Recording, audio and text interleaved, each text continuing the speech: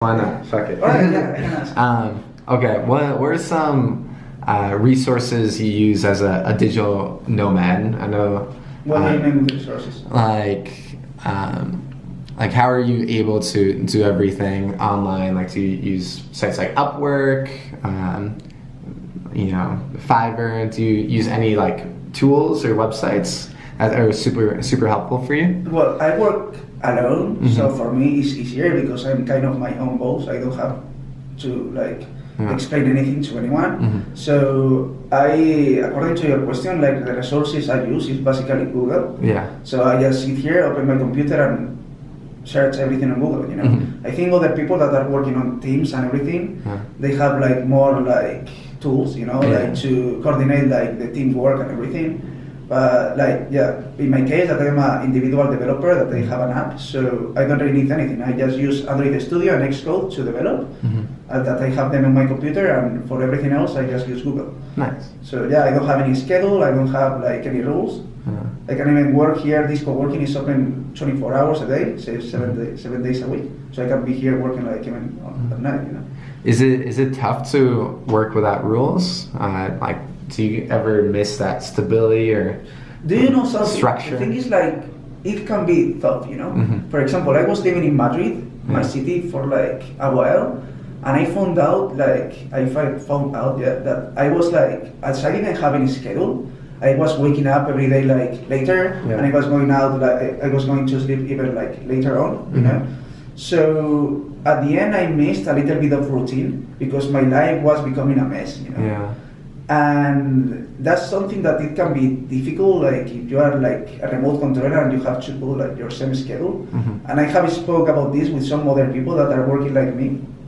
And I spoke with one guy and he told me like, well, what I do is like every day I wake up at 8 o'clock and I have like my work set, And it depends on the person. I mean, for me, that I am like 27 years old, I prefer to have like half a schedule and half freedom, So I prefer not to have not to say I'm gonna work from 9 in the morning to 5. I prefer to say I'm gonna work when I feel like to, But as you say, it can be a little bit difficult because if you don't have a schedule, you can maybe feel too messy in your life. Yeah. So this is a very difficult question, and I think it depends on the person. And you need to find like the equilibrium, Yeah. As a digital nomad and living only 3 years, I think like you need to find like the medium point, a point where you can have like freedom, but you can have like sometimes you can have like a schedule. Yeah. Yeah. That makes sense.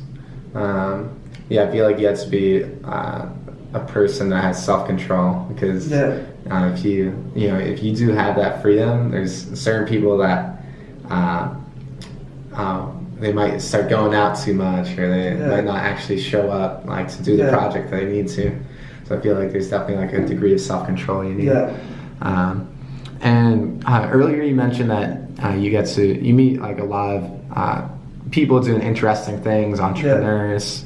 What are some of the people you've met through your travels that were interesting to you? Like What do you mean? Like what do have you met people that started companies that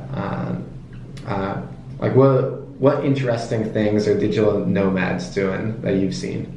Well, most of the people that I have met are like of digital nomads are like or either people that are working for another company or people that have something like for themselves, For example, I remember when it was in Thailand, I met like an Italian guy, and he told me that he had like around 30 web pages, and he was living on it.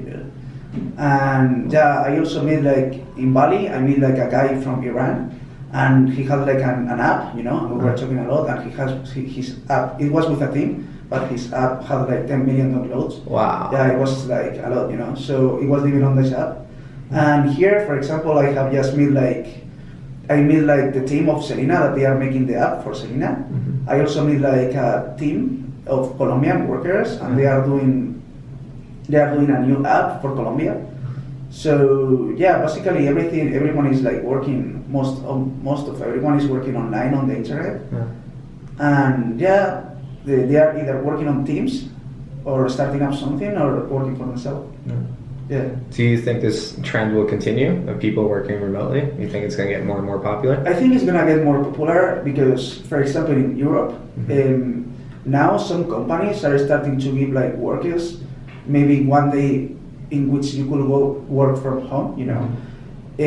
So I think in the future, like, it depends on, you have to do testing about what will happen. Yeah. But if companies like start giving people like more freedom, maybe if you work from home, if you have a family, maybe for a moment that have a kid or whatever, like you could work from home, it could be even more productive, you know. So I think in the future everything is gonna change. In this side, like if you are like hired by someone else, and from the other side, more people are gonna be more self-employed. They are gonna be working for themselves because now it's like the time of internet, you know. Yeah. So everyone will have more online jobs, more social networks, more people will be living online. And I think it's something that is just starting, you know. Yeah. Yeah. I definitely agree with that. Yeah. And companies save money too. Yeah. And you told me that when you first quit to do your own thing in Spain, everyone was like, "Oh, you're crazy." Well, what were the first couple days like after you quit? Like, was the transition between having a real job and working remotely for yourself, was it a tough transition or was it smooth?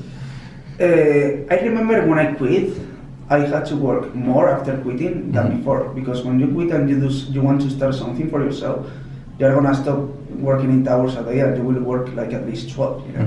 It was like a little bit difficult because I was working from home and I was working a lot, so I had to gave up like a lot of things, you know. Like I reduce my social life, like reduce my fun, and yeah, but that happens every time. Nothing is for free, you know. So this happens like every time you want to start up something, you know. And yeah, I remember that even my family, because at that time, like I was living with my family, and I remember my father was like asking me, "But when are you gonna find like a real job?" And I was okay, fuck off.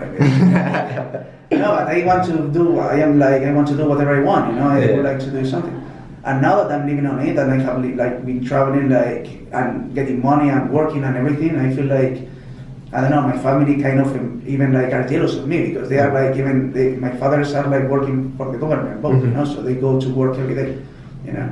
Definitely. So at the beginning, everything, if you are not surrounded by crazy people like you, everyone will think that you are crazy, you know? Yeah. But then when you start like getting results, everyone is like, everyone wants to do the same. Yeah. I could definitely see that. even with me personally, I quit my job to go backpacking for 6 months.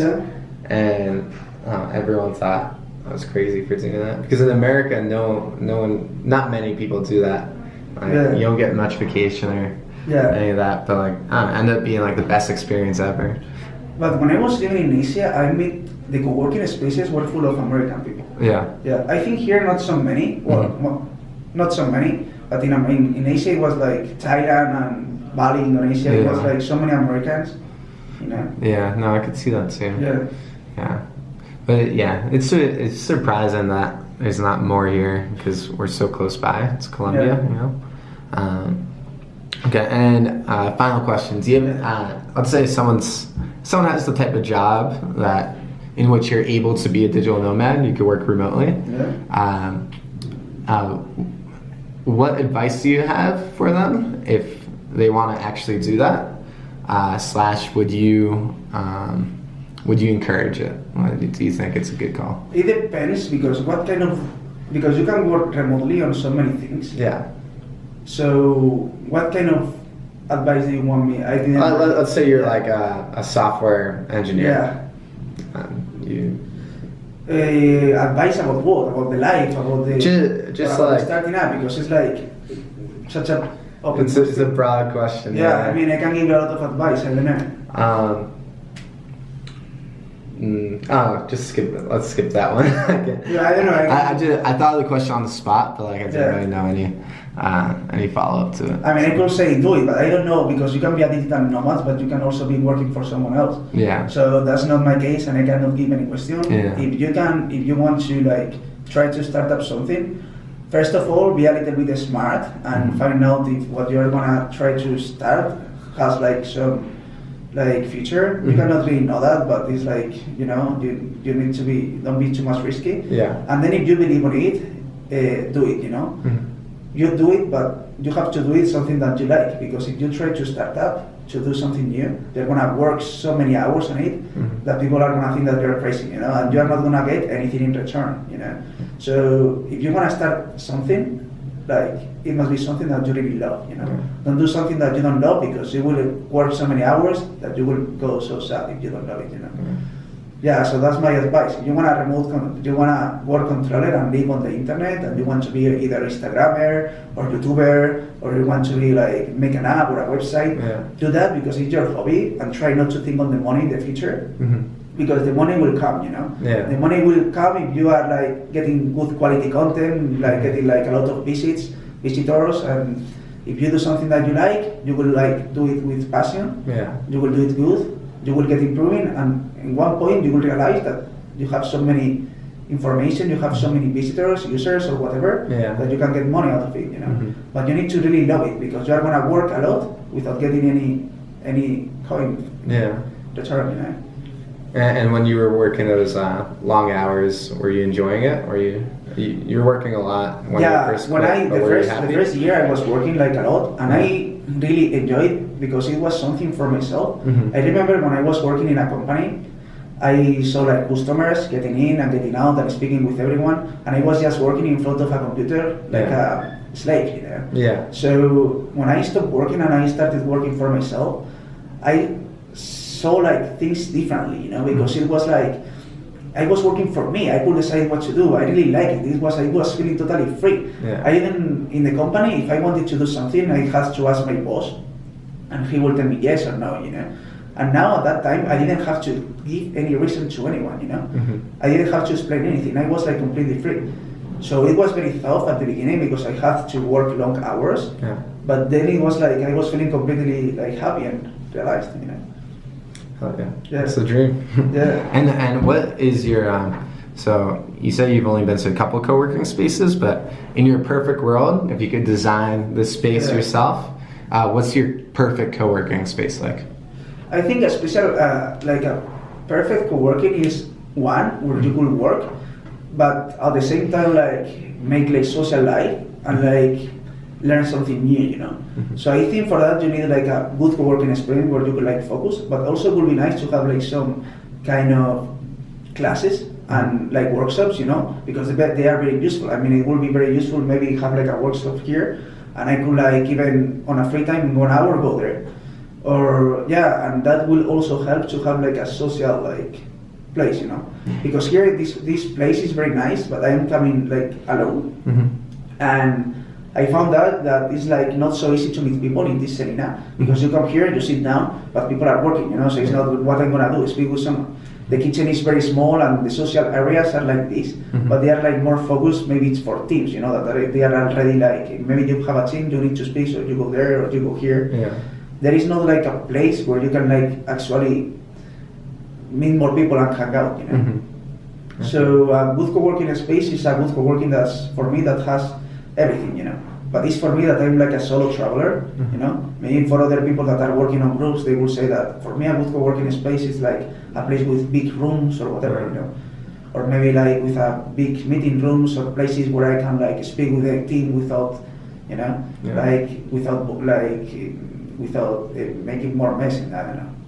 So it depends on the person. For me, that I'm traveling solo is like a place where I could have like some social and some working like places. Gosh. Yeah. Awesome. Perfect. Well, I'm good now. Thank you.